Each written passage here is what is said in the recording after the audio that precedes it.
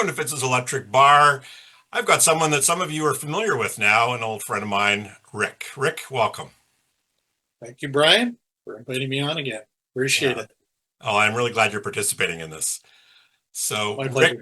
Rick and I have been getting together quite regularly, just having coffees and talking about stuff. Tuesdays with Maury without the death part hanging over it. That's for those in the know. Understand. And we talk a lot, like probably a lot about music. I mean, I think now that we've been getting together more, we talk about other things beyond music. But at the beginning, it was pretty much 95% music, 5% life. But who's to say that music isn't life, right? As Music is life. It is This life. I mean, right like this. absolutely. And Tower Records, they coined that. Music is life. Oh, right. Yeah. So Exactly right. okay, so tell everybody where you're based, where you live. I am based out of Vancouver, British Columbia in Canada, and moved out here in 1997. So prior to that, lived in Eastern Canada, Toronto-based guy, and yeah, so I've been out here ever since. So you've got pretty eclectic taste in music, and this may be probably the hardest question I'm going to ask you, but how would you describe um, your taste in music and some of the things that really interest you musically? That's yeah, it's probably difficult for most people, I guess. But I would say, my roots are probably, like a lot of people. I think certainly '60s, with the Beatles and Stones and all that stuff. I liked a lot of the garage stuff, a lot of the psychedelic stuff as well. Into the '70s. Love the '80s actually. I'm one of those people that I just think there was some amazing music came out of the '80s, '90s as well. I mean, right from Sugar and guys like people like that, and Bob Mould to whoever. And I think so. Basically, a lot of I guess rock folk, all those different genres. I guess jazz as well. I think jazz. Somewhat specific stuff that I like a lot of Latin-based jazz, and certainly a lot of that stuff from certainly the last 40, 50 years or so. It sounds ridiculous to even say that, but yeah, a lot of that kind of stuff I would say as well.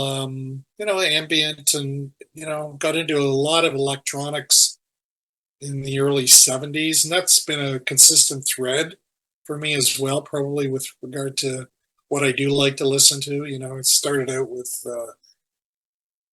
some of the krautrock stuff and Terry Reid and things like that, which at the time I didn't even really know too much who it was. My friends and I would all sort of be into some of that stuff, but over time evolved into Tangerine Dream and whoever, and later into you know um, all sorts of things like DJ Soda Fett and later things. So Cool. And what are some things that interest you or that you spend your time on outside of your love of music? outside of my love of music, well, I love travel and always have.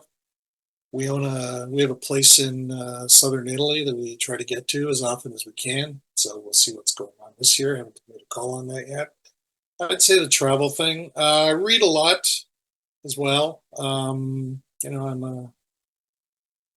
Been a struggling musician for 50 years, like most people who play an instrument. So I still have that stuff going on as well, and somewhat collector of I would say, film and certainly film posters and things. So, very types of interests, I guess.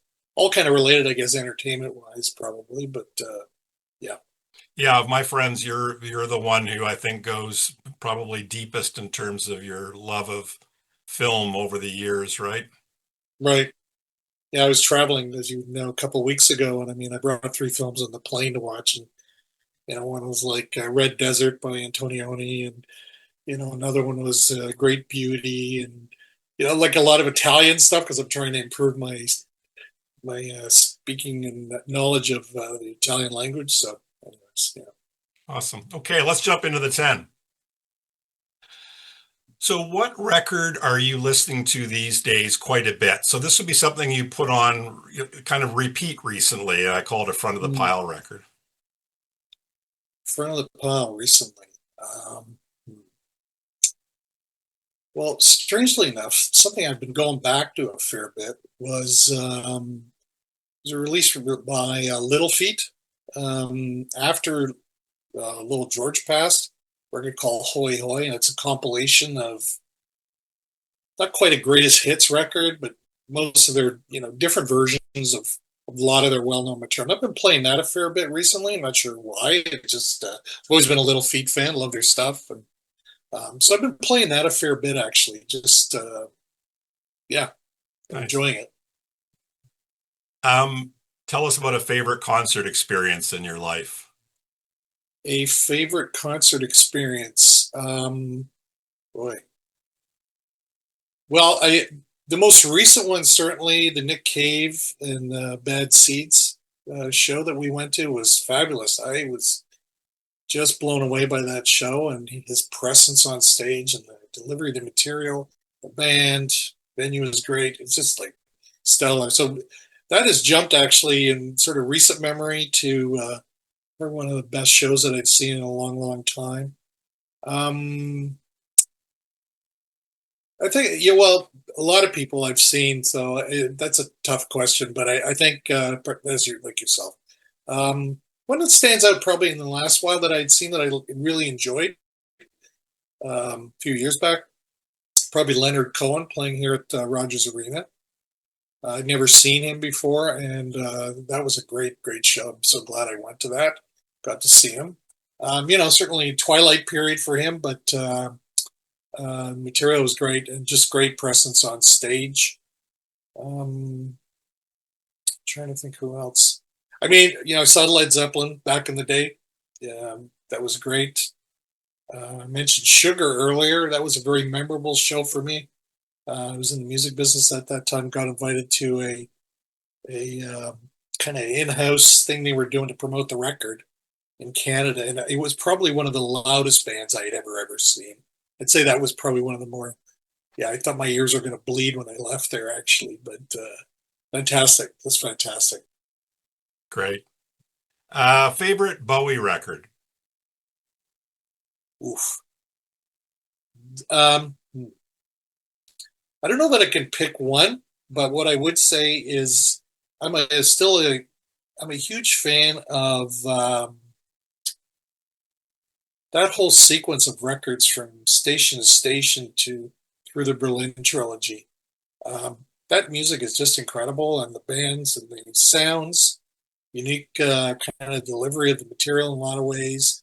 Each record's slightly different, but seems to follow this, commonality of the, the the playing and certainly the sounds and electronics used.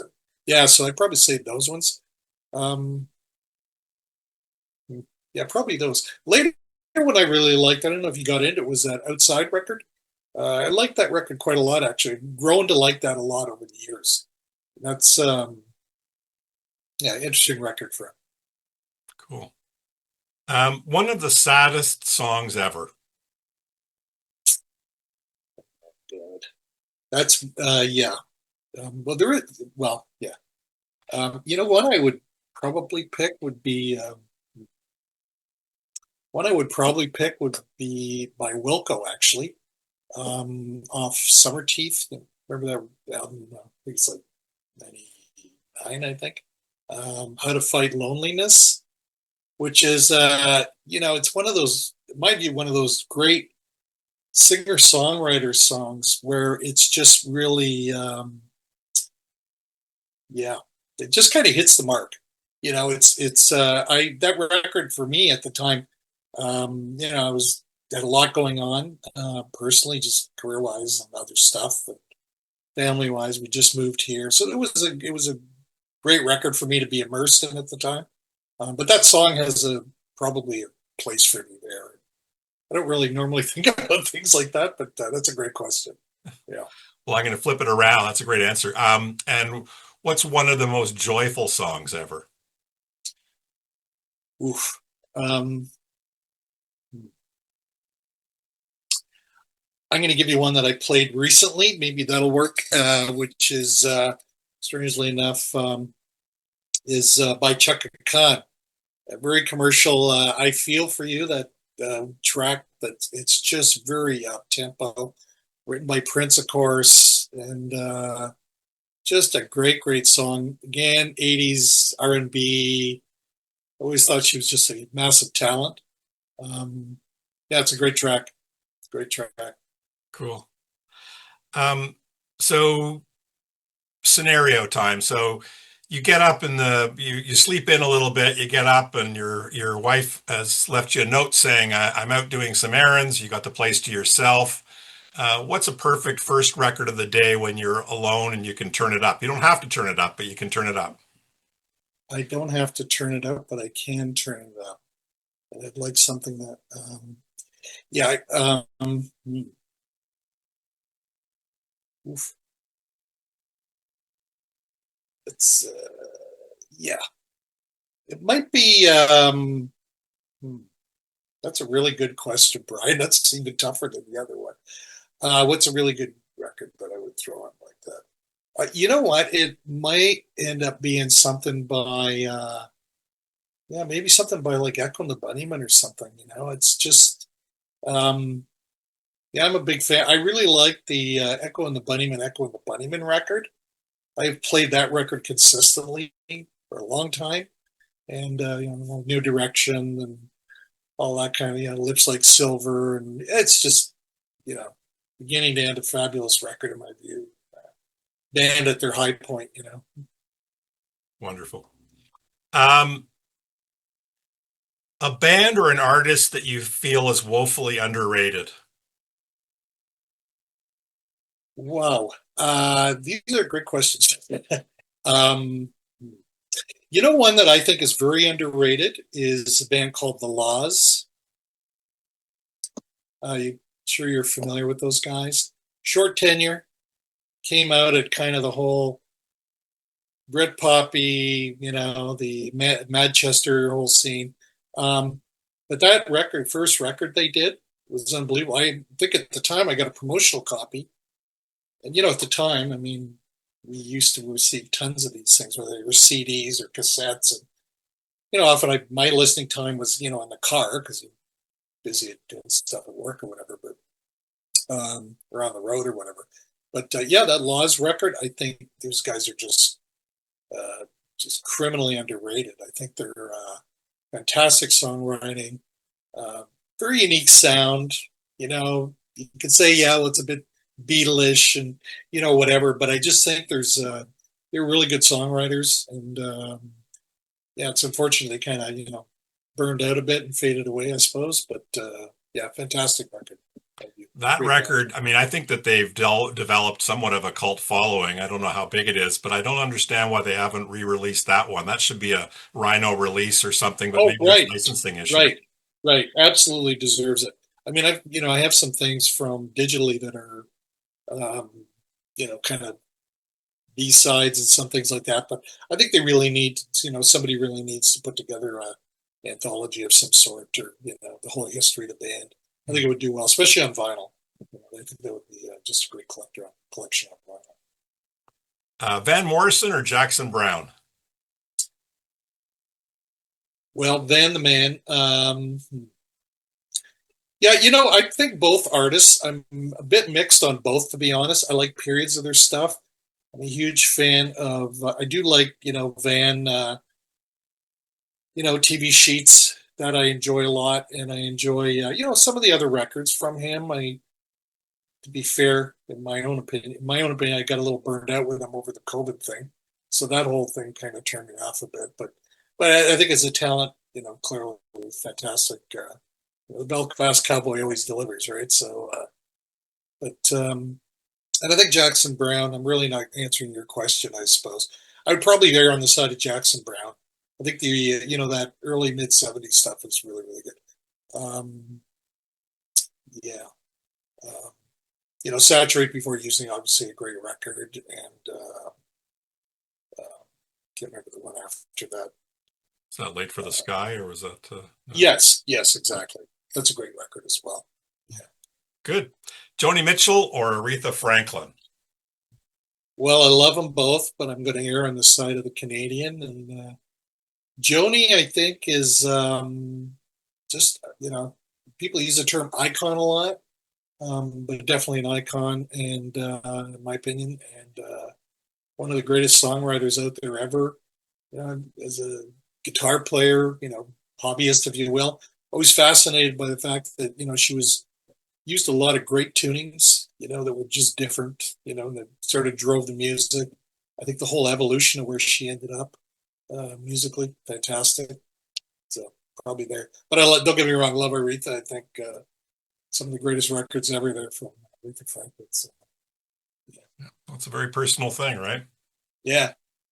Um, so Desert Island Discs. So what are three absolute must-have Desert Island discs for you? Um, Probably. Well, I think, yeah.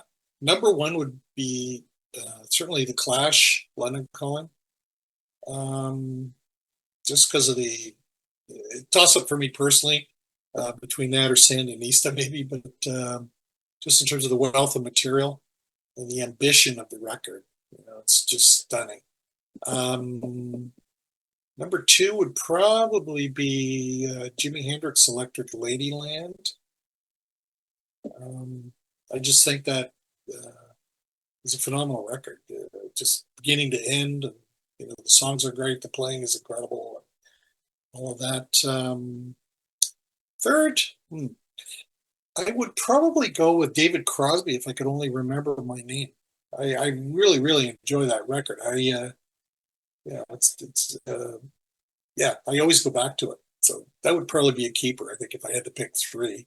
So You've also done a good job of covering a fairly decent spectrum with only three discs allowed, yeah, right? The punk, the it's tough. It's tough. singer-songwriter, and the virtuoso. Yeah, it's tough, right? It's tough. I just think it's like doing top 10 lists. It's difficult, right? I always struggle with that because there's always something that can get bumped, right? So Oh yeah.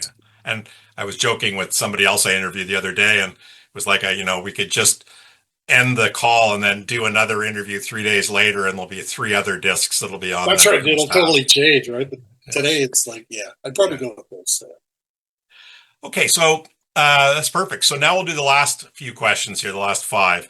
So if I had the power to drop you into any music scene in the past and give you some examples, some obvious examples of well-known. So the Laurel Canyon scene, the UK first blush of punk scene, Clash, Stranglers, Damned, stuff like that. Uh, the Manchester scene, and I would say I'll have the power to do everything from Factory Records and Joy Division all the way to the Manchester and Bobby Gillespie and Primal Scream and Yeah. maybe even Oasis. Hamburg 60 to 62 and the Beatles. Um, or another scene that maybe you would most want to be dropped into. What scene would you feel you would most enjoy being a part of? Um, I think, yeah, I would say all of those ones you've listed are, in my view, you know, almost little seismic events that occurred, right? In terms of being so influential. Um, Probably that late 60s thing, I would think. Maybe Laurel Canyon. Um, Possibly Toronto too. I mean, I think from the perspective of, kind of Yorkville and the whole scene that was happening in the very late 60s was pretty interesting between, Yorkville, Mariposa. There was just a lot of things happening musically um, in Toronto, but I probably would, yeah, I'd probably lean into the Laurel Canyon thing. I just think there was so much going on. It was such a short period. I felt, the first time we ever went to Los Angeles, I think the first time I ever went to Los Angeles, it was almost like I had to make a pilgrimage to look for the, general store there, right? Because, famously where everybody kind of hung out, lived around the place. And, so I had to go to see where Laurel Canyon was. All of that. So yeah, probably that I would think. I had that same experience. I had a friend who was a songwriter, and they had worked, I think, with Carole King and a few others. And so he had written down all the addresses. And so we just basically got in the car and looked at all the different places. And the most of them, Oh wow, I cool. think were gone. But it was like the other part of Laurel Canyon that kind of came later was sort of the Linda Ronstadt, I believe, lived with um, who was that? The Democrat, um, Brown, Oh, Jerry Brown. Jerry Brown. Yeah, yeah, Yeah, was in Laurel Canyon. And what I found, I don't know if you found this, but driving around Laurel Canyon, obviously everything has changed now, but right, I could really feel how that environment would be really conducive to the creative juices. Like it's just such a beautiful environment. right.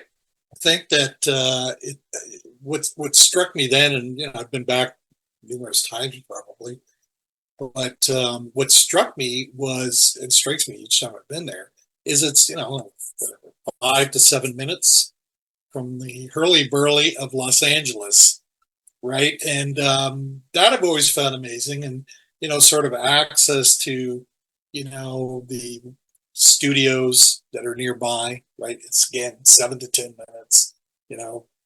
So it's yeah, it's there's definitely a vibe there. Hard to articulate probably, but yeah, very interesting, right? Just that whole proximity to the 15 million people that live in Los Angeles, and once you get into those canyons, right, the life kind of changes a bit, right? So it Yeah, to be appears to so anyways. close to everything and yet to feel so far away, Right. to me is the best of both Yeah. worlds. Yeah. Exactly. All right, we're almost through the questions. I'm gonna drag them out now. Um, Now to break out the liquor. yeah, that's right. I usually have a clear glass, and I say I'm drinking vodka. Um, okay, so next question is, I think for a lot of us, we remember in the past a time when suddenly music seemed to matter to us. It left a deep impression, and it may have been the first time we really noticed that. For people who are of a certain age, certainly seeing the Beatles on Ed Sullivan was one of those moments. Do you remember an early time in your life of seeing something or hearing something that really sparked your interest in music? You started to realize, geez, I really like this thing called music. It's important to me. um, yeah, I think as you just said, I think for a lot of people, clearly, I think with the Beatles happening on the scene, I mean, I was really young when it happened. I do remember prior to that a little bit. There were shows on, you know, um, things like, Bandstand and things like that. Um, but I think, certainly the Ed Sullivan Show, I think just the frequency of the fact that every Sunday you knew you were going to see some amazing acts. My mother, I remember at the time, was aware of the Beatles before I was. And I remember her saying, we're going to watch, their Beatles are going to be on Ed Sullivan this Sunday. And that would seem to be a big deal, um, which it clearly was after they played. And, but, I thought that recalling this, that the frequency of each Sunday over time, there were all these acts that got exposed. And obviously the big guys, but the lesser knowns at the time as well, like Freddie and the Dreamers, and whoever, right? So, and I just I think it became so dynamic. I think by mid '60s, certainly '65 or so, bands like the Byrds. I mean, for me personally, I love those guys. Uh, and I think seeing them, I think I saw them on I think I mentioned it before, the Tammy show at one point. So at one point, I was going to see these movies, of course, like everybody else. So Hard Day's Night, Help, Tammy show. I remember seeing, with the Birds were on there as well as James Brown, big band and all that. So it just was a different time. It seemed to be that music, occupied this place in the culture for people, where previously it certainly signaled that there was a change happening culturally, and for with regard to music especially, and but the culture especially, people growing their hair longer and all of that stuff. So, but I think that period for me is certainly, and I think the weirder it got, the more interesting it got, the more interested I got. I would also say, it just got to a point where so many of the acts that were coming at that point, certainly 65, 6, 7 in there, why it got wild. And I think that was very, very interesting, And then it became a thing where that was not really the coolest stuff. But, more of an underground thing started to happen. So, yeah. But I would say that probably that period for me. I think from the early What about days of yourself? rock, yeah, rock and roll being very polarizing, and I can just remember from my perspective, this is much later, but just touching on what you were saying about how the weirder it got.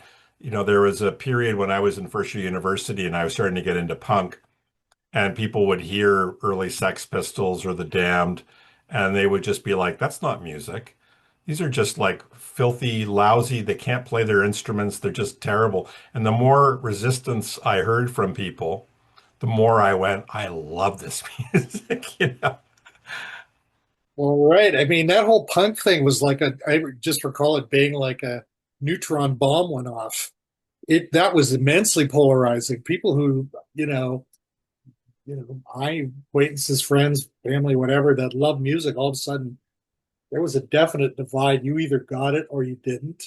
And I started working in the record industry at that point, so it was a very interesting period because we're talking 76-ish, I guess, and there was this influx of all these new artists, right? So you had the Pistols, of course, when we could get the record, and then but you had all these other bands, Eddie and the Hot Rods and the Violators and all this stuff, and it was very polarizing. I mean, to the point where I remember at one point somebody who I knew quite well at the time was going on about the fact that the Viletones were playing in Toronto, and it was just a disgrace. These guys really couldn't play, and I was kind of like, "Well, you're missing the point, of what it's about, right?" So, Yeah. yeah, very interesting.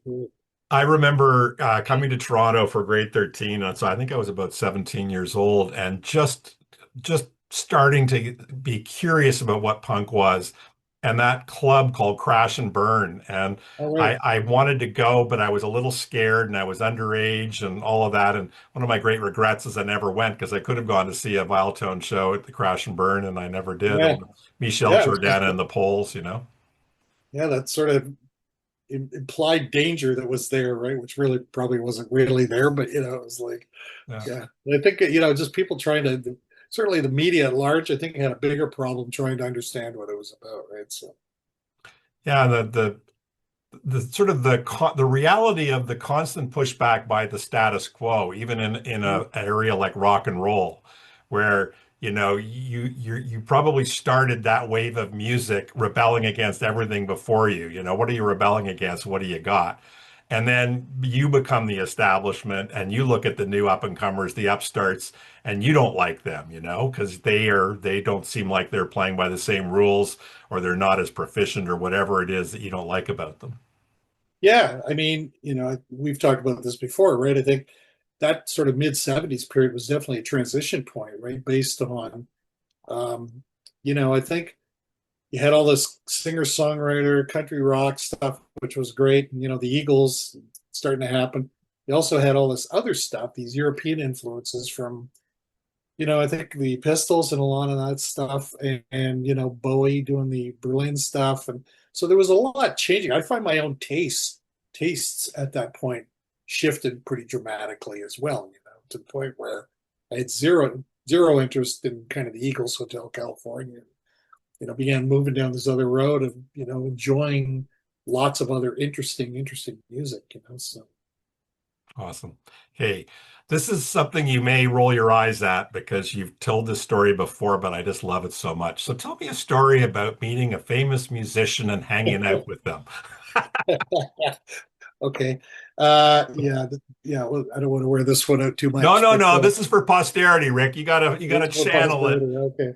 Yeah, so I was in the industry and working, started out in retail.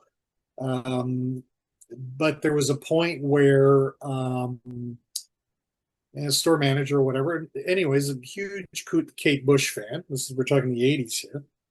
And I remember the rep coming around to the store and saying, "Look, we have Kate Bush is coming into town. I know you're a big fan, and she's doing a thing downtown, so you can't. This is non-transferable." And handed me a pink photocopy, which I'll try to dig it out for you to see sometime. But pink photocopy of the album being promoted, which I think, if I remember correctly, was Hounds of Love.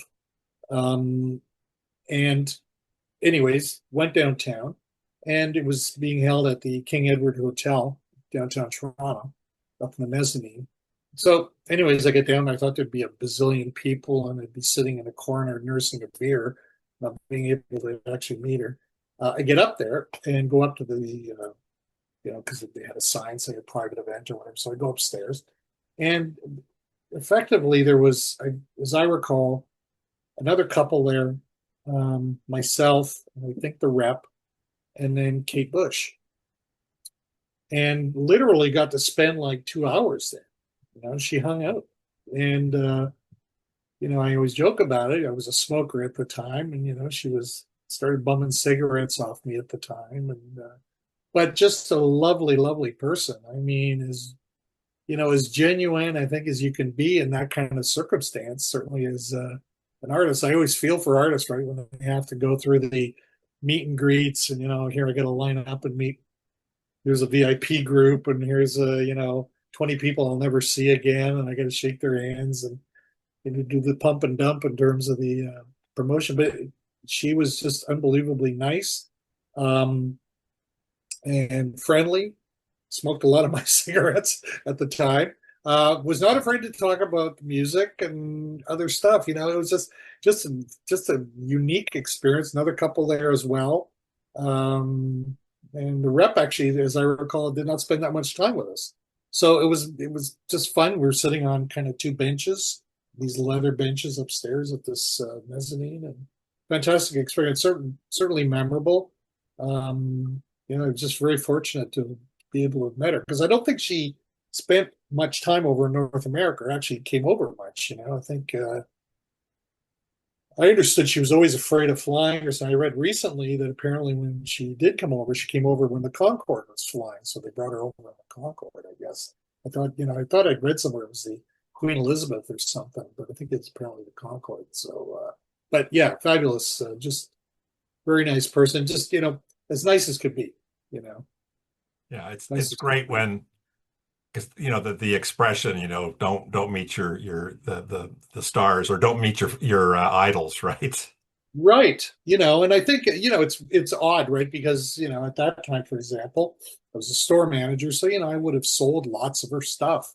I was also a huge fan right from, the Kick Inside, her first record. So, it was just very weird. And, at that point, too, I mean, I hadn't met that many people. So it was a very, very interesting period just to kind of be able to be there at that point, at that time, spend some time with her. And I remember she had a orchid in her hair, like just whatever, just stuff that I remember from that time. Mm, But beautiful person. I love it. Now we've got this on tape for posterity's sake. Posterity. I'll try not Never to to be ask seen. you again. You did a good job of retelling it. Thank you. Yeah, no worries. My pleasure. I think I'm channeling my young man kind of, when you had somebody who was so creative, so amazing, so beautiful, so stylish, like everything, it just, and then she was elusive. I don't remember having an opportunity to see her live ever. Right. I think the tours were very, very limited, right? I mean, I think there were a couple. I think there was certainly a European tour and definitely the UK, but nothing over here for sure. Yeah. Nothing in North America that I'm aware of Yeah. ever. So I'm sure we could verify that pretty quickly. But yeah, I think again, one of those artists that in my view never really disappoints as well. And I think if you're a fan, it's always easy to gloss over and go, yes, wow, that's a good record anyways, for whatever reason. But I just personally feel, her material definitely, there's a consistency there, I think, in terms of the quality, in terms of what she's always aspiring to try to do. And I think that's always what makes it unique. I think that it's the reason why her fan base is as loyal as probably it is. Yeah, the musicianship, the arrangements, there's a sophistication, and yet there's so much sort of melodicism about it. So it's just like very approachable, and yet it's got the lushness and layers that kind of allows for repeat listens and just a sheer enjoyment over time. Yeah, I would agree with all of that. I think that I think these threads of sort of mysticism and Celtic sounds and culture that kind of permeate the music somewhat, and the topics that she covers, and I just think it's very thoughtful music, and I think Mhm. in some cases you have to spend it's like most great records, I would argue that you have to spend time with it, and once you spend time with it, it's extremely rewarding. So yeah. And also feels archetypally British, not limited to British, but it feels like there's a British POV in the way that she's Yes, creating her music. yes, exactly right. Yeah. Cool. Thank you. So we're recording this almost mid-June in 2025. In the last 2 or 3 days, we've lost two legends in music, Sly Stone and Brian Wilson. And I'm just curious if either of those two or both of those two, if you had kind of a personal thought or connection to any of their music or their careers. I did for each in different ways, probably. I mean, I unfortunately did not. Well, firstly, I'll back it up. I think, like a lot of people, I was a bit stunned, but in a way not surprised about Sly Stone passing. But weirdly enough, I watched the Questlove documentary on Disney Plus a couple of weeks ago, before, I guess. And so the synchronicity of that event, just watching it and then him passing with like a week later, was a bit kind of weird, to say the least.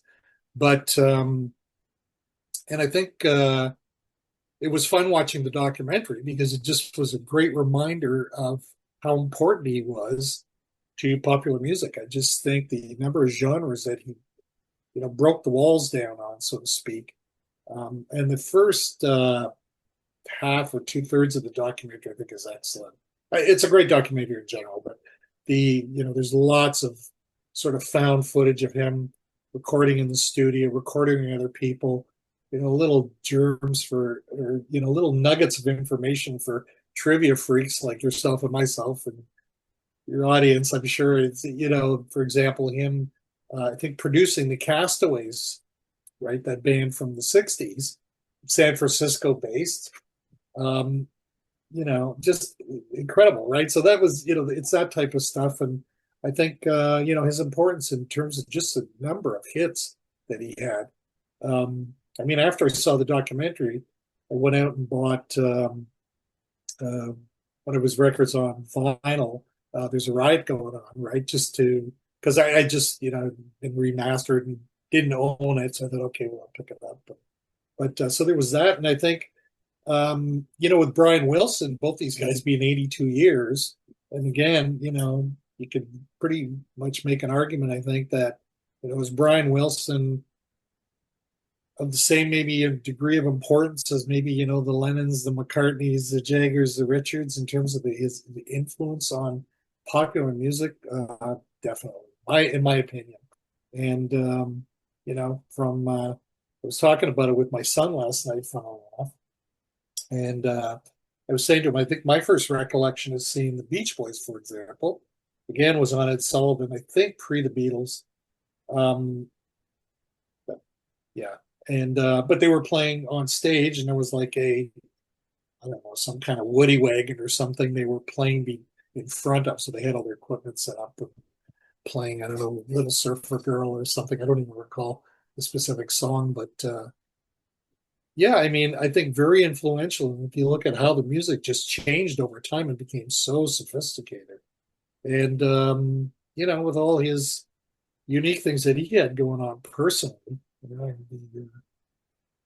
being involved. I mean, acid soaked, I guess, in terms of the whole cultural thing at the time, to having a piano in his living room with this in a sandbox and all the rest of that stuff. But the music, I think, just stands up beautifully. One of my favorite records is Surf's Up. I know people love Pet Sounds and all that. I love the Surf's Up record, for example. I think it's just one of their best. Interesting period. He was involved. Other people like his brother were, Carl was certainly involved in that a lot. And fascinating story, with the whole family, actually, in my view. And amazing, how much great music he was responsible for. Carl Wilson was responsible for. The Dennis Wilson solo stuff is great, arguably. So, yeah, just two giants, clearly, right? And very influential. I'm sure hopefully you feel the same way here. Yeah, I didn't have a strong sort of personal relationship with the albums of the Beach Boys, but I have to say that probably one of the most, yeah, I mean, God only knows that song is just, and the production on that is just so staggering that I'm almost tearing up just thinking about that song and how beautiful that song is. I had more of a connection with Sly Stone, I think, and Sly Stone's music. And what the big Mhm. memory I have with him was we had a cottage in Sarnia, Ontario, which is right across the river and very close to Detroit. And Yeah, when I was a kid and the race riots were going on in Detroit, I didn't quite know what the heck was going on. And because I was familiar, we used to go as a family to Detroit, and I would see Detroit burning and these riots. Um, it really scared me. It really made me feel like is sure. this what the hap is happening to the world? Is the whole world burning down? I didn't know quite what was going on. And my memory is that I remember seeing around the same time Sly and the Family Stone doing I Want to Take You Higher. And I Yeah. remember he was on the keyboards and he was rocking back and forth. And I think the whole riser and everything was bouncing. And it just got Mhm. that almost menacing do, do, do, do, do, do. Hey, hey, hey. And I remember still to this day being simultaneously riveted and just thinking this is one of the most exciting things I've ever seen. And also being scared because it Yeah. felt like this guy was asking to take me somewhere that I don't know where he wants to go, but it felt like it would included burning things to the ground, you know? And that was very memorable You're for you're me. I mean, that absolutely was one of my strongest kind of cultural music memories ever because it was such a visceral thing that I experienced. you're absolutely right, Brian. It's interesting you mentioned that whole thing with the riots because I think a lot of people have this impression, it's like the 60s and you know, flower power and the psychedelic. But there was that whole dark thing that was happening clearly with, the riots in Watts and the riots in LA. And I, like yourself, and then the Vietnam War happening. So it was all that stuff. It was kind of, in a way, the wallpaper of what was happening for people in real life, I guess. And then on the news, my recollection of Sly and Family Stone was that they were all over the radio, right? So that's kind of how I knew them, only from the radio, which, growing up in Southern Ontario and Canada was, Chum AM playing all this stuff, and, but seeing Sly and the Family Stone in the Woodstock movie was a game changer for me because I had no real sense of how powerful these guys were on stage. Here's this band mixed, Black African Americans, white Americans playing together harmoniously, of course, and amazing sound, like just kind of maybe creating, I think the documentary talks about it's almost like creating funk before there was funk, I think the playing was fantastic and the string of hits these guys had, it's just unbelievable, like Hot Fun in the Summertime will probably be played every summer forever. It's just like one of those great records, but so many other great records as well from those guys. But yeah, very interesting period. And but he flamed out as well pretty early on, I think, as well, somewhat, right? So yeah, yeah, Yeah, and I'm going to watch that documentary, but I know there were a lot of factors for that. But the other sort of thought I have from listening to again one of these podcasts, Rock on Tours or whatever, an interview with somebody, they said, I think it was with Peter Frampton of all people, and he said, well, the life of a rock star is 18 months, but a musician is a lifetime. And that window when most people have the opportunity to be famous or to be recognized, for most artists comes and goes pretty quickly, right? And then the question Yeah. is, can you sustain a career? But you're not going to probably be a star in the same way in most cases. Yeah, I think it's, I think people there's this always been kind of this romantic notion of, geez, as an artist, somebody wants to get signed, they got some talent. And there's clearly a dark side to all of this, right? Are you a musician or are you a celebrity or are you an artist? You know what I mean? Like that whole thing. And I think there's, the whole notion of these, you know, I think there's this concept, right, about, you have your whole life to do your first album if you get a deal. Second album. And it's true, right? I just think so many artists, it's a real struggle. So it's always interesting to see how people can progress. Will they progress? But I think the lifestyle and the touring aspect, I think it could be very corrosive for some people. Yeah. And ups and downs, just like life, right? So yeah. Mm. And it is an unreal existence, really. Like there's just like no structure to it. Yeah, you always read, I've always read about, I'm sure you have as well, where people live for the 2 hours, artists and musicians live for the 2 hours while they're on stage, or hour and a half. And the rest of the time you're dealing with, most artists, anyways, I think you're dealing with, you're eating at roadside diners and you're spending your time either on an airplane or driving in a van, eating crappy food, sleeping all together in one room. Mm.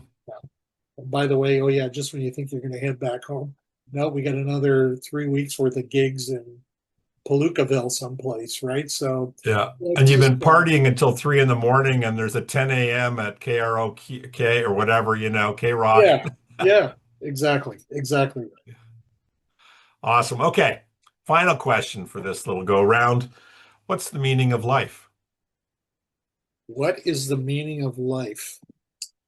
Um, well, I haven't moved to the Himalayas yet, so I'm gonna have a hard time with that one. What's the meaning of life? Um, Uh, hmm, I think my take is that life is about living every moment you got and enjoying every single moment. And you have to roll with it. And, it's the ups, the downs, the good, the bad, the ugly. It's all part of the same rich tapestry.